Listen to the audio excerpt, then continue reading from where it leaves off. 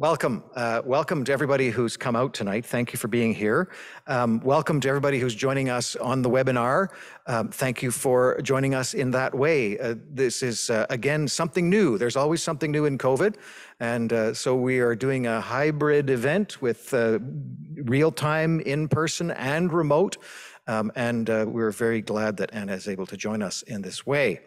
Dr. Anna Warwick Sears is the Executive Director of the Okanagan Basin Water Board, and she is our final speaker in our year-long speaker series, where our goal has been to try to shed a little bit more light and a little less heat on topics of political and social concern. So we have been trying to get genuine experts to weigh in on the challenges that we're all facing. And of course, our final one has to do with the challenge of climate change, and the lens that Dr. Warwick Sears is going to be taking is how it affects water, which of course affects all of us. So I'm very delighted that Anna has said yes to doing this with us, and I'm delighted for all of you that have shown up. So I'm going to acknowledge that we are hosting this event on the traditional unceded territory of the Okanagan Nation, and we are grateful to be sharing the land with them, and we hope always to be able to do so better, and that ties into this talk, I would hope. So without any further ado, Dr. Anna Warwick Sears, thank you. Thank you, Chris. I was really looking forward to this event. It's going to be one of my first in-person events in a long time, 2 years. And just the way this crazy world is going right now, 2 people in my household tested positive for COVID today. So we had to quickly pivot, as they say, and make new plans. Chris, can you mute that microphone? Okay. We're having a number of rehearsals to get this right.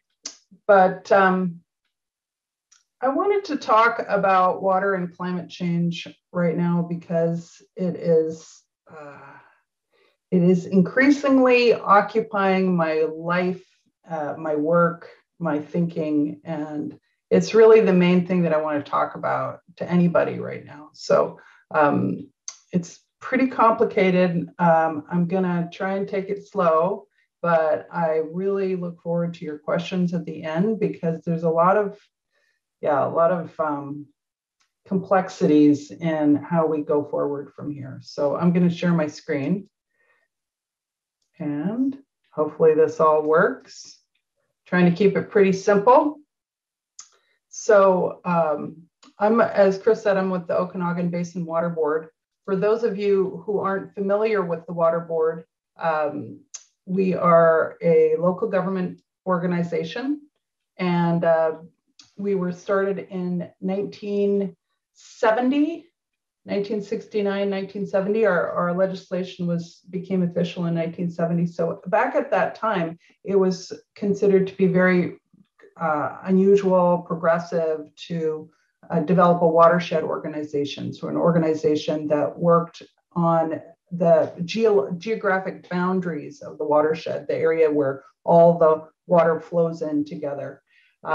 There's what I call a geographic logic to it, where we have an interdependency between the people who live at the north end of the watershed and the people who live at the south end of the watershed, because they're all joined together in this central body of lakes. So pollution that occurs up in Vernon could be experienced by people in Penticton or Osoyoos.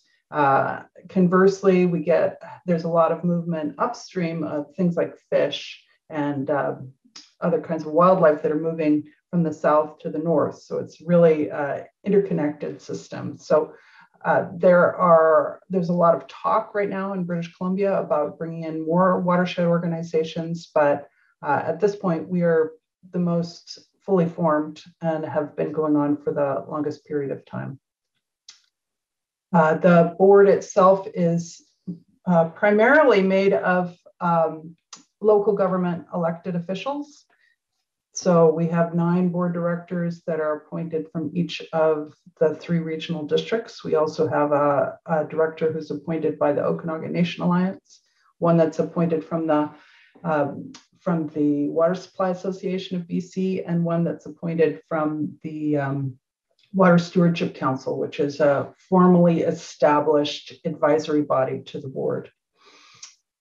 So the board works on all kinds of different, the mandate is very broad. Anything basically to do with water in the Okanagan is within the board's mandate, but particularly those things that cross jurisdictional boundaries. So that go from one regional district to another, one community to another, which there's no real other mechanism to be able to deal with it outside of the water board.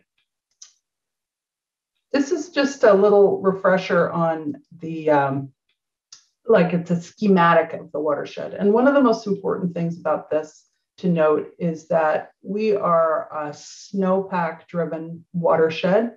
We do not have glaciers. So we depend on the snow that falls in the winter and that melts and comes down into the valley in the summer, along with the rain. So most of the weather comes from west to east, but we're in the rain shadow of the Coast Range. And so it's drier here than the coast. So we are one of the drier parts of British Columbia. And in the South Okanagan around Sears is one of Canada's only desert ecosystems. So you all probably are from here and are familiar with this, but I think it's really important to note just how important the snow is for us, because that is really going to be affected by climate change. This is, you don't need to look too closely at this chart, but this is the amount of water that flows into Okanagan Lake on an annual basis.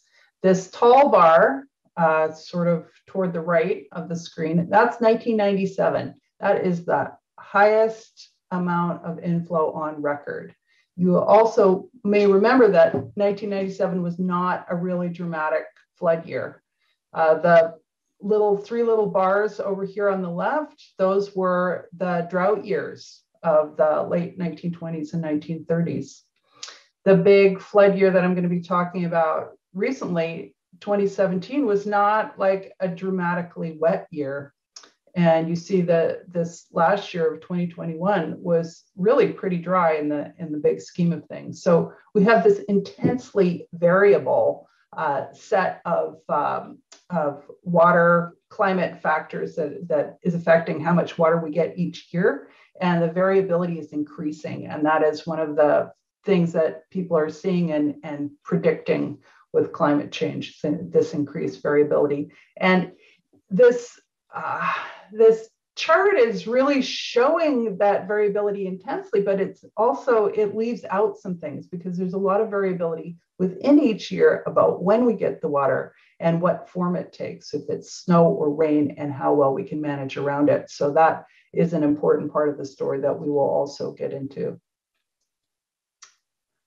Things really changed for the water board with the fire of 2003. So the water board had not been doing a lot of water management, water science work for many years, even though that's in our mandate, that we've been focused more on aquatic weed control and trying to improve the water quality of the lake system by reducing pollution from sewage. So the fire of 2003 made everybody really take notice about climate change and think about the water systems in the Okanagan. It was associated with a really significant dry year.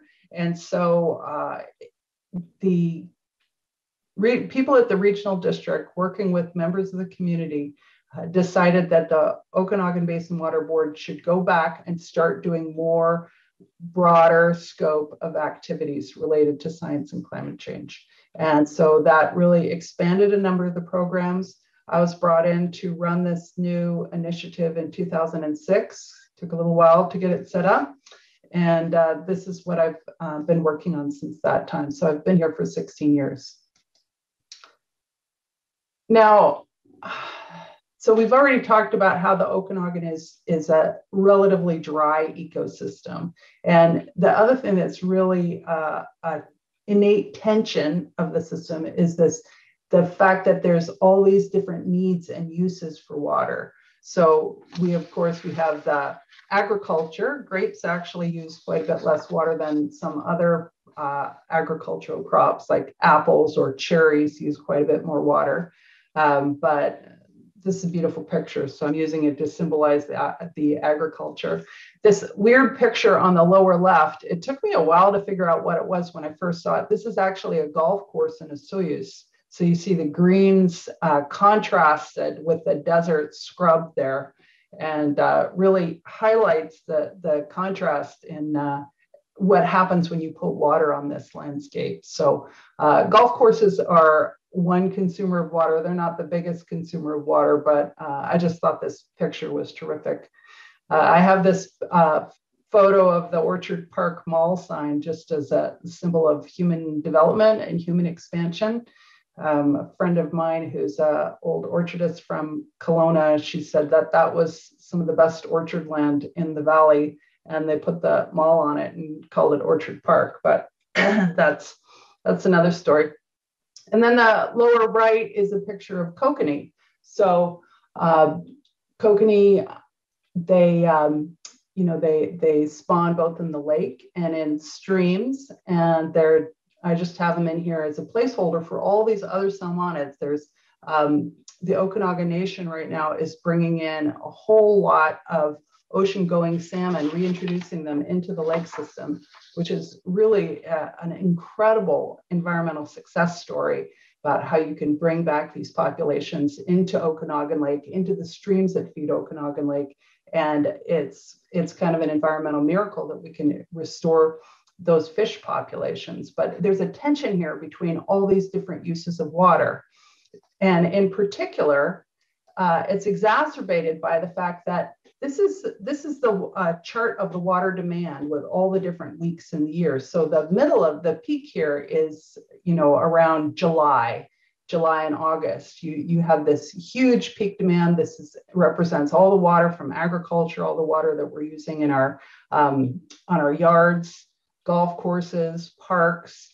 So the main water demand is right there in the summer, but this also happens to be a time when the animals and the fish in the streams also need a lot of water, particularly in getting into September, the spawning of the salmon in the streams. They're really stressed, or potentially very stressed, by the use by humans and agricultural uses. So it sort of sets up this competition, just generally speaking, which is further exacerbated by climate change dynamics. When I first started here, there was a lot of talk about what was happening with Lake Mead. This is a photo of Lake Mead. It's not in the Okanagan, but this is a very famous photo representing what happens, kind of the folly of water in the West, where it was assumed that there was just this inexhaustible supply of water. These giant reservoirs were being developed. But then as the climate shifted to a drier set of conditions, now this lake is being drawn down. And when I started working here, we were really focused on this dry end of the spectrum of climate change. So we're looking a lot at water demand, talking about how much water would be drawn by the different uses, really focusing on water shortages and the tension of different users.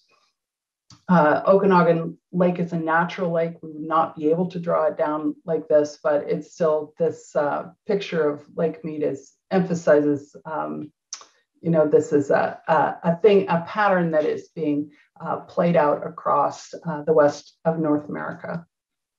So at the Water Board, we've been doing a lot of different kind of work, different kind of water science work to better understand the system. This is a picture of a group of folks from the Okanagan Nation who are putting up stream flow monitoring systems. So we've been working, contracting with the Okanagan Nation and their technical staff to expand the number of stream flow monitoring equipment gauges so that we can better understand how changes are happening because of climate change and the seasonality of the flows. There not only have there been low flows, but there have been really intense high flows in recent years. So just trying to get a better understanding of what's happening in the streams and how that's changing over time. This is very closely related to understanding environmental flows. So what amount of water is needed for particularly the salmon, but for other forms of aquatic life in order to keep them healthy. So doing, again, working with the Okanagan Nation Alliance, doing a lot of combining biology of the system with the hydrology so that we get a better handle of what's happening with that. We've also done a lot of work trying to improve the ag water outreach. So talking to farmers, working with the irrigation industry, trying to get a lot more promotion of highly efficient irrigation practices. We've worked with the municipal water utilities and the irrigation districts to help them with their drought planning and really think more deeply about these complex situations and prepare in advance for these dry years. So it's, again, we're really focusing on that dry end of the spectrum. With respect to the average residents, you and I, we've been doing this outreach campaign called Make Water Work. These are the mayor of Armstrong and the mayor of Sears having a competition about which community can sign up the most residents to make pledges to reduce their water use. I think, you know, for us, the amount of water that people conserve is important, but even more important than that is changing the culture about what people think is appropriate type of landscaping and irrigation systems, not just for agriculture, but also in our own homes and gardens.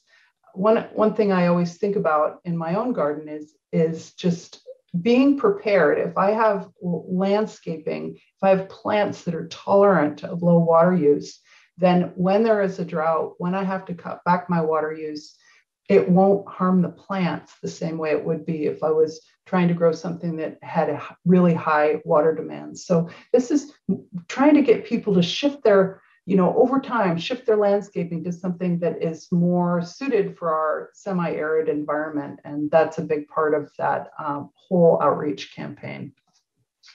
So as I said, we're carrying on in a lot of this kind of work. And then all of a sudden we get 2017. So this was the highest, biggest flood in living memory in the Okanagan. It was really quite dramatic. This was the park near my house in Kelowna. I have this whole series of photos of where, you know, you can't tell where the lake ends and the land begins because the lake is really moving so dramatically on shore. And yeah, this really, maybe it shouldn't have taken us by surprise because we knew that we lived in a variable environment, but I would say that, you know, the people that I work with who work for the provincial government, local governments, it was really, it was really a staggering year. And I really congratulate all the people who were working on emergency response and building the tiger dams and sandbagging. It was a huge, huge community effort. A lot of people put in tons of overtime and to get us through this. But how did we get there? It was, we started out the year with a really below normal snowpack in February, and then we just got a tremendous amount of precipitation. So Shawn Reimer here, bless his heart, is a provincial employee. He works now, they just changed the ministry names around, so now he works for the Ministry of Forests, and he operates this dam in Penticton. This is the dam at the outlet of Okanagan Lake, and this is the dam that controls, or as Shawn says, I can't control the lake level, I can only influence it. So he was trying to bring down the level of the lake all through that flooding period. But when it started out, the beginning of that winter, it started out, he was thinking, I'll show you, this is one of his slides. Shawn was concerned. If you look over here in this little tiny chart, I don't know if you can see it, but on the 1st of February, the snowpack was at 79% here in the Okanagan, 2017. On the 1st of March, it was only 86%. When Shawn is in that situation, when he's seeing a low snowpack, his job is to try and retain water in the lake. So he's trying to hold water in the lake so that it's not going to fall too low and we're not going to have water shortages. But then this really strange weather situation happened where we started to get a tremendous amount of precipitation. 1st of April, lakes at 100, or the snowpack's at 105%. 1st of May, the snowpack's at 147%. These charts, I don't know if you can see them very well. This is a diagram of how much snow accumulation there is above Mission Creek. It was below normal all the way up into the middle of April. And then it started to, be way too high, and then it melted super quickly. So this is very difficult for him to work around. The other thing that was happening was just a tremendous amount of rainfall. The light blue bars on this is the rainfall the inflows that happen into Okanagan Lake compared to normal. The black bars are normal. There was just an extraordinary amount of inflow. A lot of this was coming from the snowpack, but a lot of it was coming just directly from rain, falling on the mountains, falling on the lake itself, running through our communities. Shawn has the ability to draw down the lake at the most, like opening up the dam as much as he can. He can draw down the lake about 1.5 centimeters. But he's getting this huge, like up to like 5 or 6 centimeters of inflow during that time. So he's just struggling to bring the lake level down. And that was in part why the lake kept getting higher and higher, even though he's been trying to catch up, trying to release water. There's only so much water he can release out because if he releases more out, it'll start to destroy the channel in Penticton and blow out the dikes farther south. So it's a very difficult balancing game. The one thing that saved us, it's terrible to say that it saved us, was the very dry summer. So normally June is the month with the greatest precipitation in the Okanagan. So higher precipitation in June than any of the winter months. And this June of 2017, the rain just turned off. We just basically didn't have any rain after the beginning of June. We had a terrible fire season, but the fact that we didn't have rain really saved a tremendous amount of potential flooding, which was what everyone was worried about. Everybody who was trying to figure out how to manage water was worried about, well, what are we going to do if this continues into June? So this was at the point when the water board started to get involved because all the communities, the regional districts and the provincial government realized that we basically didn't have any flood maps for the Okanagan. There was no maps. There's just a few really old maps for a few different like a little chunk of Kelowna, a little chunk of West Kelowna, little chunk of Lake Shore here or there, but they didn't have any good modern floodplain maps that could show where the water would go as the lake levels rose. And given that there is terrific new technology, everyone wanted to have 21st century flood maps. So the water board, basically we pooled a bunch of money from the provincial government, and most of the money was all originally from the federal government, but it was to grants to the 3 different regional districts. Okanagan Nation also had a complementary project, and then we got a lot of money from Emergency Management BC, and we did this giant flood mapping project. The basics of the flood maps is what's called a digital elevation model. So it's a really fine-tuned, high-resolution model that shows the difference in elevation on a very fine scale, so you can tell where the water is going to flow as it rises on the landscape. We did the entire valley with the LiDAR, but we focused the flood mapping right along the lake shore, basically from just north of Vernon all the way down to Osoyoos.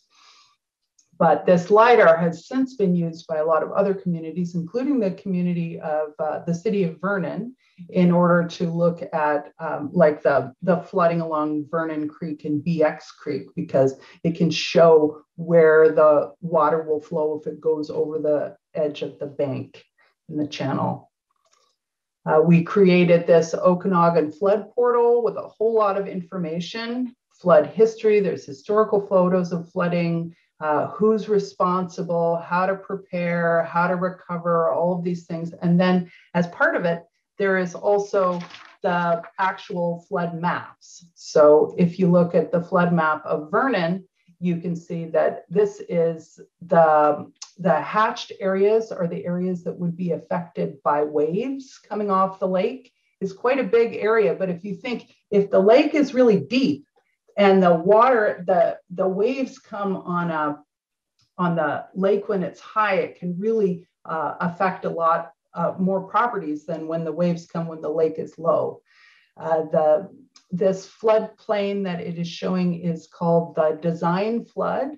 So that is the flood that it is recommended that people design for water this high. So if you're building a new building, you should anticipate that you want to either have flood proof on your first floor, like, you know, not have drywall, have water resistant surfaces, things like that, or barriers to keep the water out, or have the dwelling spaces out of the way of the potential flood water.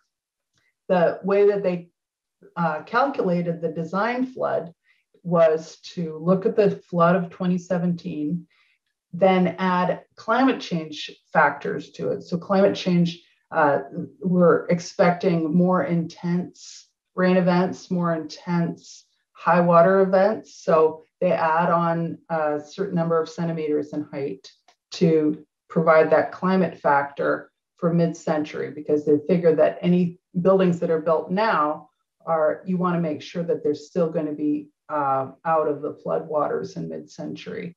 And then they also added another buffering factor to account for the uncertainties in the model.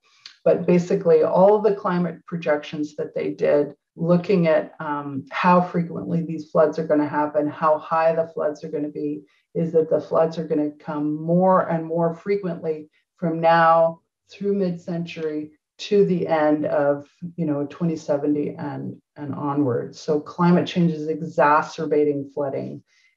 Here is a picture of Cow Lake. Not quite so bad. Feel bad for these people in the upper right-hand corner there, but look at what it's doing to downtown Kelowna. I think City Hall is right about here in the upper middle. City Park, underwater.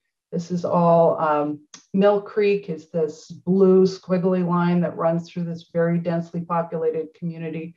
It's really a major challenge to think about this, how you work this into your building department, what kinds of changes are going to be made. It's a huge issue to every community in the Okanagan, trying to get our heads around how to anticipate and accommodate that kind of floodwater.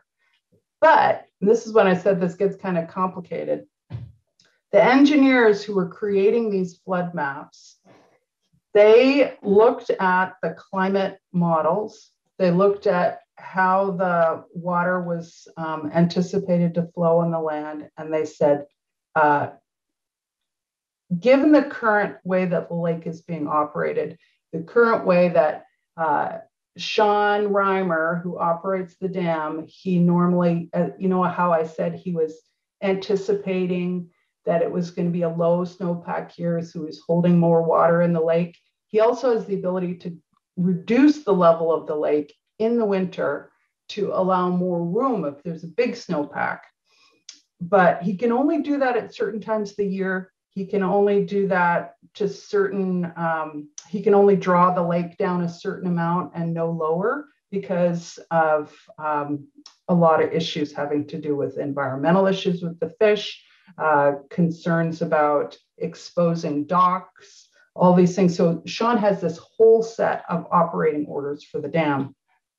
But the operating orders for the dam, if he followed those exactly, this flooding would actually be significantly worse. So there's Shawn again, trying to manage the level of the lake. Here's that picture of downtown Kelowna. This picture that I just showed you, this assumes that Shawn has already drawn down the lake 45 centimeters more than he's allowed to do. If he, under the current operating orders, the current way that the laws are structured for managing the lake, this is how much flooding we would get.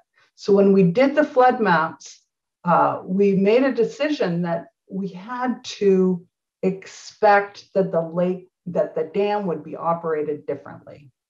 Happy to talk more about it because it's a very complicated point. The problem with operating the dam differently is that, say you wanted to always manage the lake to reduce flooding. You always want to be protective of flooding. So you ask Shawn to draw the lake down an extra 45 centimeters, an extra 50 centimeters, whatever it is. He calls it digging a hole in the lake. Let's drop the level of the lake in the winter. But then what happens if you don't get the rain and snowpack? And this is partly what happened this last summer. This was this reddish line was the level of the lake in 2021, and 2020 shows is the blue line. The level that he's trying to get to is this dotted line that goes across. It's called full pool. So what he did in that year is he saw a big snowpack. He drew the lake down, but then we didn't get enough precipitation and the lake didn't refill. So we're in this situation, we're looking at this thing, we're trying to keep up with climate change and manage around climate change, but we're sort of stuck in this situation where we're not sure how much to draw the lake down, how to anticipate precipitation because the weather models aren't that good. We have these climate models that talk about the big general patterns, but the weather models are the ones that say whether or not we're going to get rain in June. We don't know that yet. Those weather models are incredibly complicated. So we're in this weird balancing act. So working with the province and Brian Guy, actually, who helped us with this, he's a environmental consultant in Vernon, and he used to work for Associated Environmental. He helped us create this plan of study for modernizing the Okanagan Lake Regulation System. The Okanagan Lake Regulation System is all the infrastructure and all of the operating rules. So what needs to be done to this Okanagan Lake Regulation System and all of the rules in order to better accommodate climate change? The infrastructure was built in the 1950s. So it's not sized to deal with climate change. The rules were created in the 1970s. They've been tweaked and fine-tuned for these different specific interests and needs since that time, but the basic plan has not changed in 50 years. And it certainly did not consider climate change. It did not consider the interests of the First Nations. There's just a lot more that we need to dig into. So this has been the work that has kind of been occupying my mind for the last couple of years since the flood maps came out and we realized the implications of how the lake was being managed and that intensity of the climate change and how it was affecting us. So just a little reminder of what's happening with the climate projections. This came out of a report that was released a year or two ago by the regional districts working with the University of Victoria, the climate scientists there. And so the overall general projections are that we're going to have warmer temperatures year round. So the summers will be hotter and drier, and we've already seen a lot of that in the last few years. When you have a drier summer, it increases the water demand. Of course, if there's less rain, then the people who are growing crops, they depend more on irrigation. So you actually use more water in a dry year than in a wet year. So that puts a lot more pressure on the reservoirs and on the lake systems. The longer growing season from climate change also creates more water demand because you have a longer season in which that you want to be watering your agricultural crops or your lawns, vegetable gardens, whatever. You're using more water in the summer or in the warmer season. The warmer winter temperatures are extremely problematic because we depend on that snowpack. The snowpack is like the biggest reservoir in the Okanagan. You have this giant reservoir of water sitting on the mountain that slowly melts and releases, ideally will slowly melt through the springtime and replenish the water. So it helps us even out the water availability. If we don't have snow, if we have much more rain than snow and the snowpack gets smaller, then that means that all the water just flows off the mountain. We can't hold it in the lake, and they have to send it down the river, down to the Columbia. So we need, it's really problematic that we're losing our snowpack. Countering that, we are expecting more precipitation. I mean, it's good that we're going to get precipitation if we can avoid the intense rain events, but we won't have it in the summer, and we can't store it as well because we have a limited amount of reservoir space, and we're losing our snowpack. So these are all really problematic factors. Here are just some little diagrams from that report, just talking about other larger climate issues. It has been very difficult in the last number of years because we're seeing some of these things play out. This extremely hot, dry summers. This was from last summer.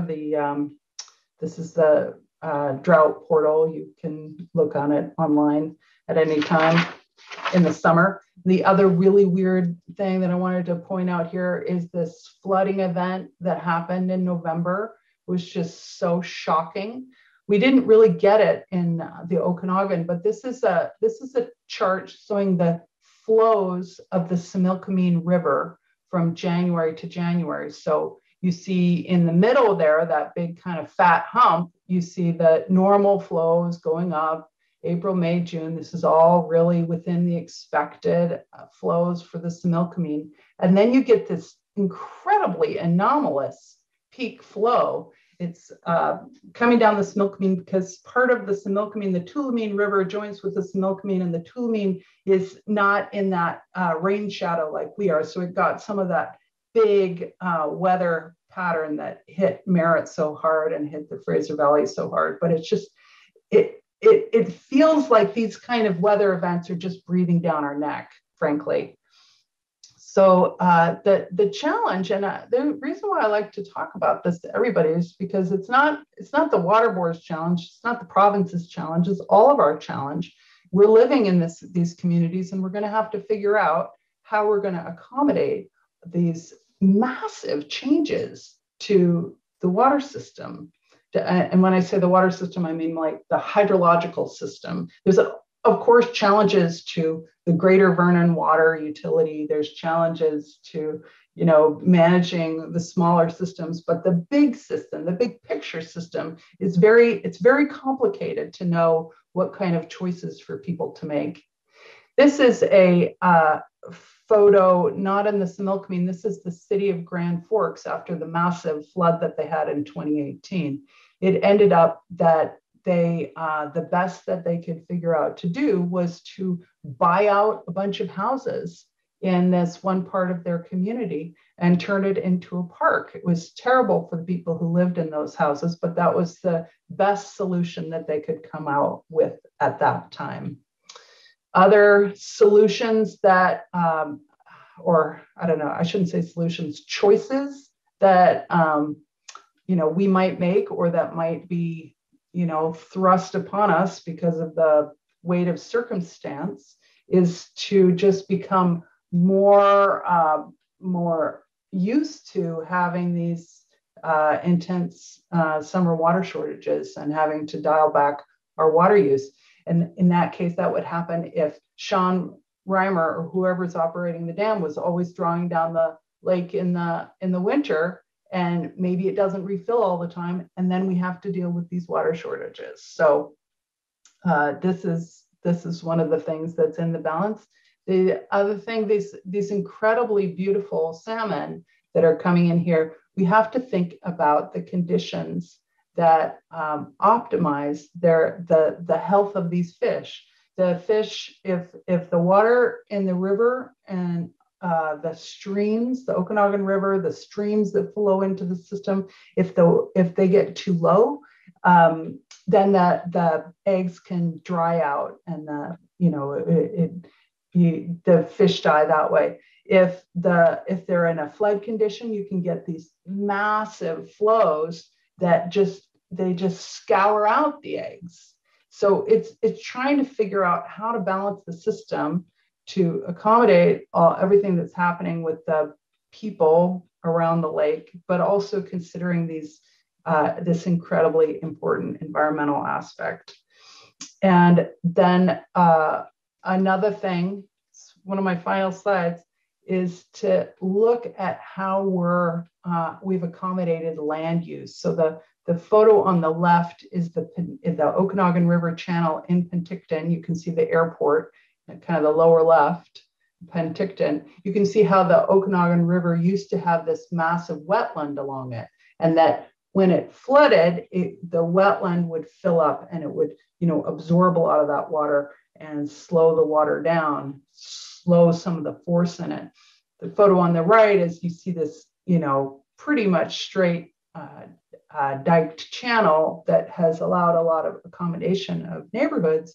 But then the bad part of that is now you have all this water forced into this narrow channel, does not have the wetlands to accommodate it, and has a lot of force, so that it can erode the channel and cause problems downstream. So these are all things that are going to become more and more a topic of conversation in the years going forward, because we can't continue to operate the system as we are, and with the expectation of climate change. So that's my presentation, and I'm very happy to answer any questions.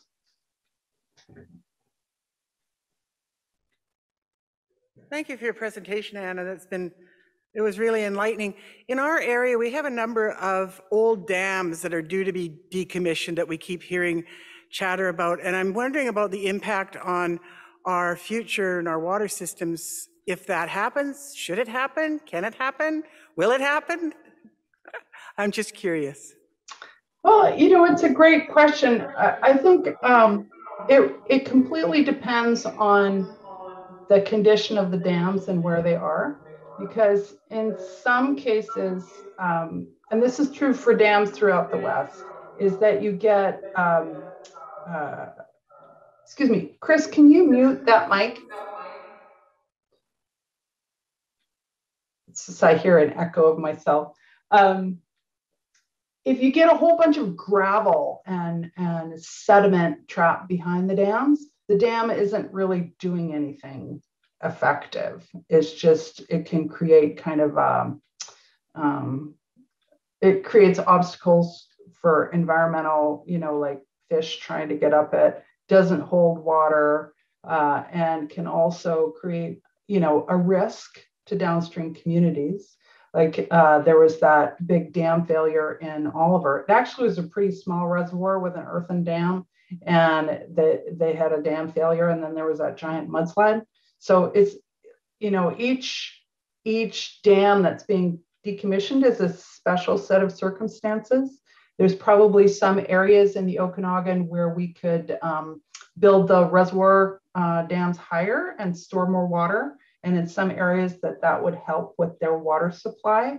But it's tricky because no reservoir that we have in the upper watershed is anywhere near as big as we need it to be to accommodate a loss of snowpack. So I hope that that is enough of an answer for you, because it's such a very specific issue in different circumstances. Thank you.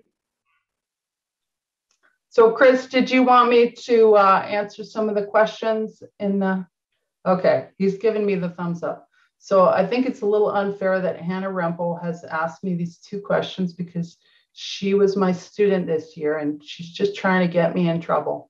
No, great to have your questions, Hannah. So one of the questions she is asking is, what is something that Vernon is doing that we can be proud of? I want to say that I'm really, really impressed with the flood mapping work that the City of Vernon staff has been working on. They've been looking at the lakeshore mapping that we did, and then they've done a whole lot more really detailed mapping of what's coming down the creeks, also how the stormwater system works, and the stormwater system is taking all the water off of the streets and then trying to, get it through the culverts. And you've seen a number of failures, right? There was that great big old sinkhole in the over by Polson Park a few years ago. Things like, if your stormwater system breaks down and the water is flowing in the wrong places, it can cause a lot of problem. But anyway, the City of Vernon engineers have done amazing work, some of the best work that I've seen in the Valley, in order to come up with better plans for flood management and flood response. So I want to give kudos to them for that.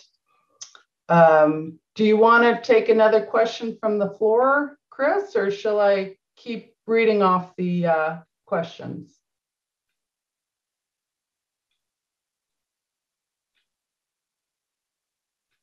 Question is, can you hear me? Yeah. My question is perhaps more political and beyond your responsibility to answer, but nevertheless, I'll put it forward.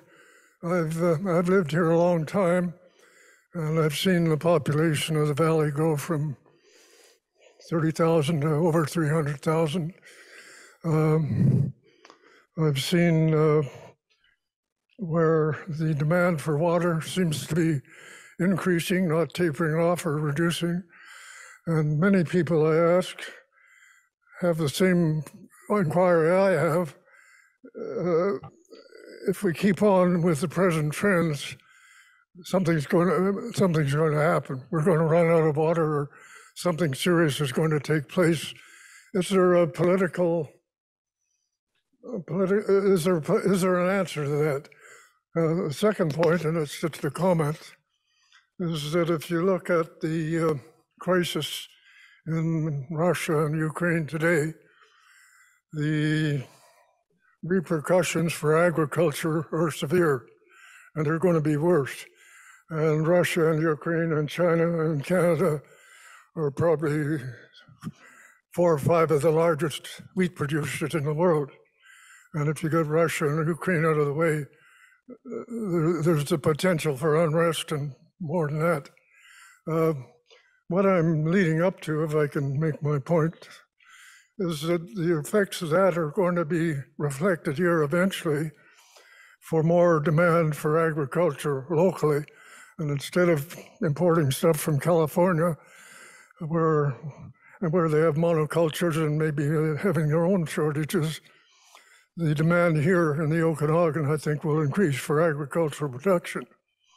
Over the years, in my day anyway, agricultural consumption was by far larger than domestic production. But in the same token, the population has increased. So the agricultural producers were very small proportion compared to the rest.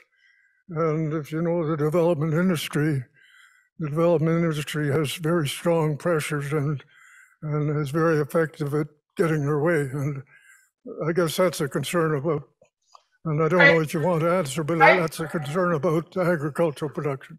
I can take a crack at that. I mean, the issue with the number of people in the valley, like the world population has probably at least doubled in size in your lifetime. I mean, we're closing in on 8 billion or something right now. It's like the world, there's so many more people in the world right now.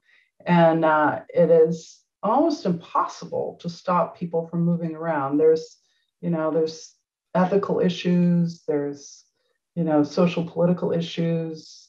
There's people who are living in places where the climate is much worse than ours, or that there are wars. And,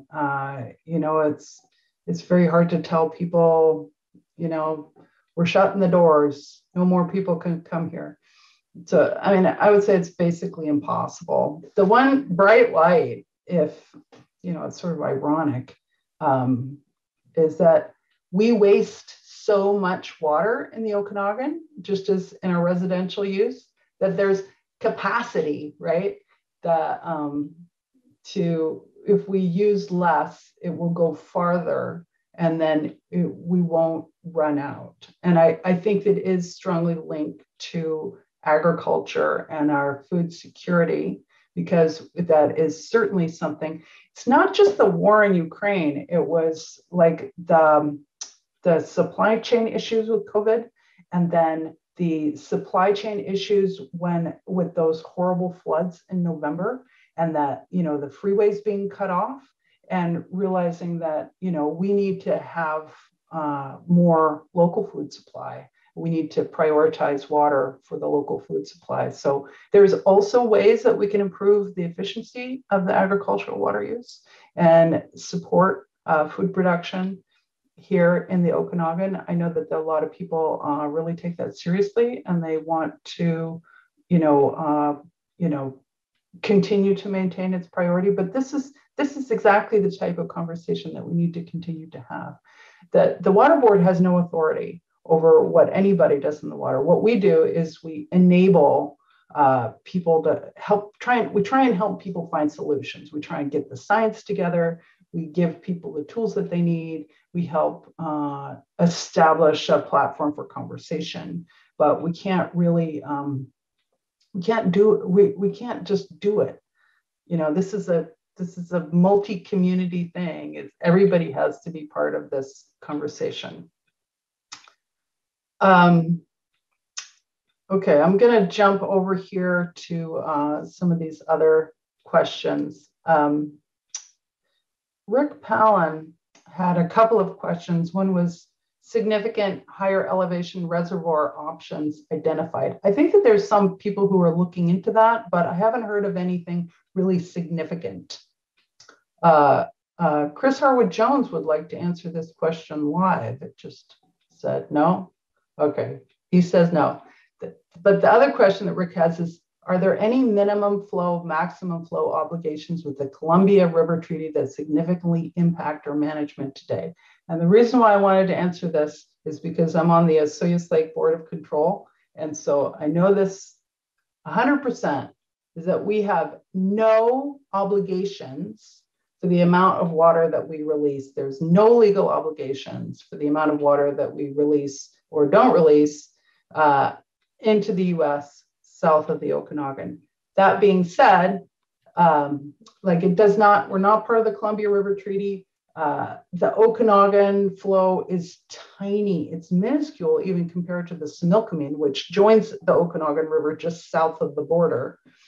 But there is a very strong interest in maintaining the flows during dry years in order to maintain the salmon populations, because those are coming up the Columbia and then coming up into the Okanagan. 80% of the Columbia River salmon are born here in the Canadian Okanagan because the Americans have destroyed all their salmon spawning habitats. So it's really important to be able to provide a passage for those salmon to come up here. So there is basically a handshake agreement in order to keep that water in the streams for the fish. But and then also there's like ethical issues about flooding the people in Oroville if we flood the people in Oroville, they're right on Osoyoos Lake, so then we'd be flooding the people in Osoyoos if we, there's you don't want to flood out your neighbors. You know, you're always trying to do this balancing act of, you know, where the water is going to go, but definitely there's absolutely no legal obligations.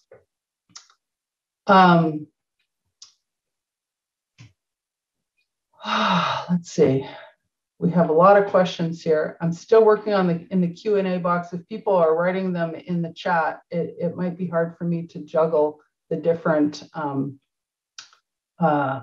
questions that are coming in. I'm just going to keep going down this list. Barb Melanson, she says, I've heard that Kell Lake is completely spoken for in terms of water rights. Is this true? Okay, I do not have the definitive answer on this, but I believe that that is true because most of the systems in the Okanagan are fully allocated. If there's still some water license capacity on Kell Lake, it's not going to be a giant amount. Janet Parkin says, looking at the flood map at the north end of Okanagan Lake, what do you think of the proposed large development in that area that would include an underground parking structure? Well, I think, you know, I've been having conversations with the City of Vernon engineers about this. I think that there are, and actually not just with the City of Vernon engineers, but with all of the people who are working on flood mapping in British Columbia. There's a bunch of working groups and things like that. And getting information from, you know, what they're doing in Europe and talking about things at conferences and things. And there are many countries in the world, many regions in the world who are dealing with the same or similar situations that we're dealing with, sea level rise, right? Look at what's happening with the Netherlands, that the places where there are dense populations, Bangladesh, wherever, where there are people who are living in the floodway. And there's kind of general agreement that we can't, what they call sterilize the floodplain. In some places, it is absolutely appropriate to say, really, we think that this part of the floodplain, we need to pull people back. We need to, like they had to do in Grand Forks, like buy out the properties, turn it into a park, have the park be a flood park. It turns into a lake. The water goes down, goes back into a green park or a soccer field or whatever. But as it is now, it is possible, not speaking to the specific development, but it's certainly possible to have developments in a floodplain that are not going to be destroyed by the flooding. And having parking, this is a big issue in Kelowna too, having parking on the first floor. If you see that a flood is coming, you can drive those cars out, park them on a hill somewhere, and things don't get damaged. So it's one way of accommodating that. I don't know enough about the specifics of the development and to say whether that should be in that place at that time, but I know that the people who are working for the City of Vernon are thinking about it, talking to people, working on it, and trying to come up with the right answer for the city. Here's another question by Grace Kramer. Does the Water Board have any concerns with forestry clear cutting in the watersheds in the Okanagan Valley? So clear cutting is definitely something that creates problems for the hydrology. Areas that are clear cut the water can flow off of it much more quickly. So you get what you call a flashier system. So the peak of the freshet is higher. So there's more water running through more swiftly, it causes more erosion.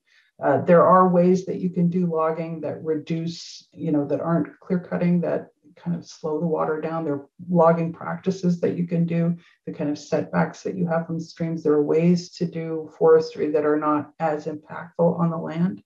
But I have heard from the forest practices, someone who works for the Forest Practices Board, that one of the biggest issues with Okanagan forestry has to do with the roads as well, and the abandoned forestry roads, and that are then used by recreation and form channels for the water to flow down. So there's a bunch of different associated problems with not just clear cutting, but forestry in the Okanagan that need to be looked at in more detail. And some places are appropriate for forestry and some places are not.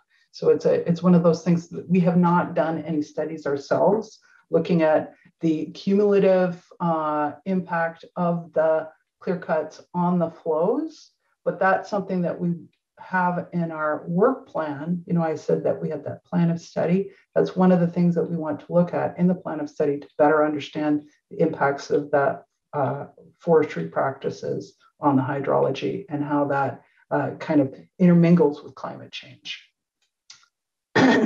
My friend Tracy Davis here says, how do we prioritize water use for food instead of for wine and other alcohol? Grapes may not need as much water to grow, but then there is much more water used to convert to wine. Okay, Tracy, here's my answer for this one. I have, in the course of my work here in the Okanagan, spent a lot of time working with different producers and people who are farmers, very concerned about water and concerned about food security. And they think that the biggest threat to food security is the loss of agricultural land. And if there was a very strong need for the Okanagan to start producing large amounts of food, it is much easier to convert a vineyard into food production than it is to convert a housing development into food production. So they see what the vineyards are doing is they're holding the space and preserving the space as a viable money-earning agricultural business that is leaving the possibility open for more food production. So that is what I hear from the people who are, you know, the apple growers and the people who are interested in the food security and water. Okay, here's a question from Evan. He says, do you know of any strong and effective efforts to mitigate the loss of wetlands? Are there attempts to rebuild and conserve wetlands from, for example, developments that destroy them? This is a great question. And I think that there is quite a bit going on with wetlands. There's been a number of mapping projects going on looking at where the wetlands used to be, where the wetlands could be, you know, where have they been lost, things like that. There's a woman who is just about to defend her master's thesis at the University of Okanagan, University of BC Okanagan. She is taken that, you know, I was talking about the LiDAR, the digital elevation model that we did for the whole watershed. She's used it with some other technology and techniques in order to identify a whole lot more wetlands, upper elevation wetlands, lower elevation wetlands, and is coming up with a project to further prioritize them, talk about how climate change will affect the wetlands and which specific wetlands are going to be important to restore and protect going into the future. So it's really cutting edge work and exciting to do. There's a huge amount of interest by the Okanagan Nation, particularly among the elders, for restoring wetlands, especially in the high elevation. I've heard a number of times discussions from them at meetings about bringing back the mountain beavers to help, you know, building dams and enhancing the wetlands in the upper elevation. So I think that there's going to be a lot more energy and emphasis on wetlands in coming years, especially as we're talking about where we're going to store flood water, because wetlands are a natural place to store flood water. Okay, here is another question by Steve. He said, about 2017, if Shawn could have let the water out up to 45 centimeters and the situation was growing worse, why could he have not just done this on a one-time basis so a multiplicity of dock damage could be avoided? Okay, so this is my mistake for not being more clear. So the 45 centimeter thing is looking at floods into the future. So it's that management. It's an arbitrary management rule that the engineers put in who were doing the flood mapping, who said, well, what if we let him do this? Shawn, at the time when he was operating the dam in 2017, he was looking at a low snowpack, and even under his normal operating rules, he could have brought the water level down lower in the winter then, but he didn't, because he was trying to protect us from a water shortage because we had a low snowpack. So it was just one of those really difficult situations where we were expecting a dry year, and then we got all this precipitation. So he wouldn't have, using his best available knowledge, he wouldn't have drawn down the lake because he didn't want to have the lake to be too low. So he operated it according to the normal operating rules of what you would do for a low snowpack year. But then he started getting all this precipitation, and then he was like trying to recover and release water as quickly as he could to try and accommodate all the new precipitation. So it was really sort of like he didn't have enough advanced knowledge in order to be able to stop all that from happening. Like nobody could have. You'd have to be able to predict the future, and it just as I say, our weather science isn't advanced enough yet for that. Maybe with supercomputers and artificial intelligence or something, we'll make some big advances in the next 10 or 20 years. But meteorology is pretty complicated stuff. So that's all the stuff in the Q&A. Am I supposed to just continue on here, Chris, or?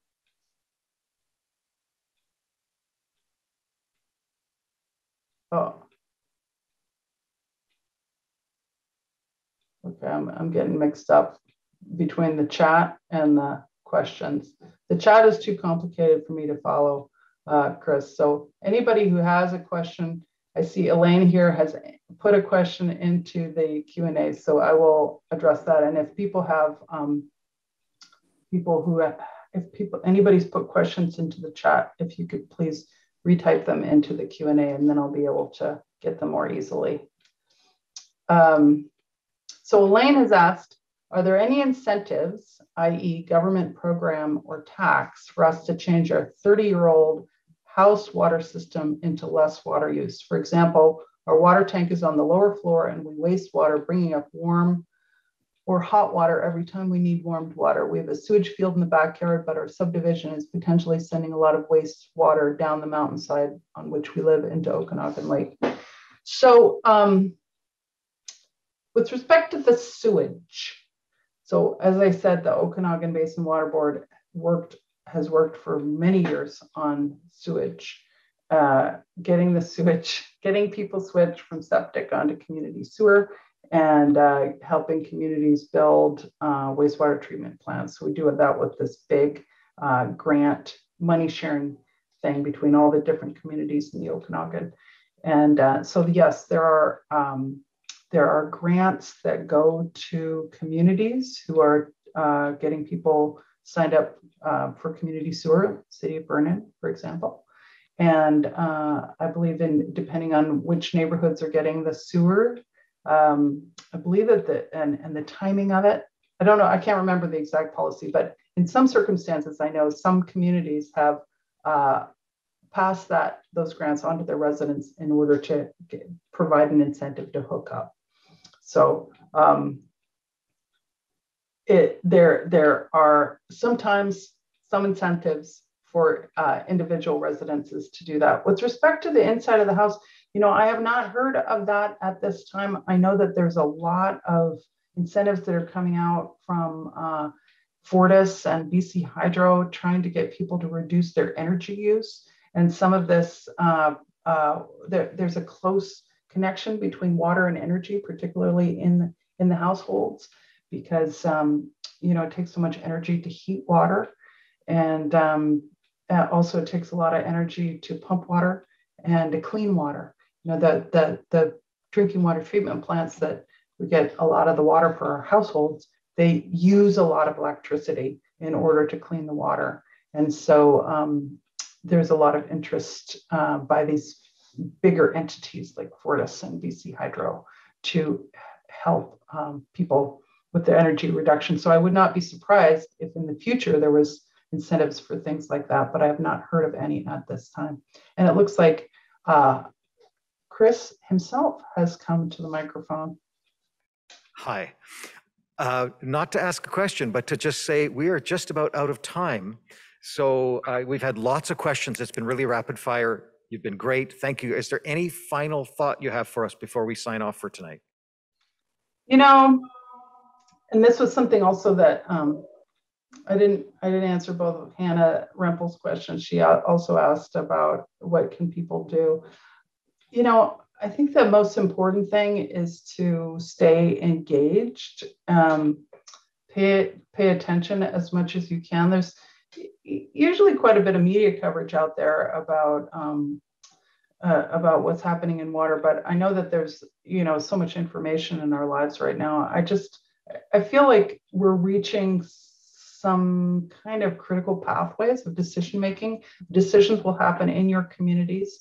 It will happen at the provincial level. It will happen at the regional district level. There's going to be a lot of different decision points that have to do with how we adapt to climate change.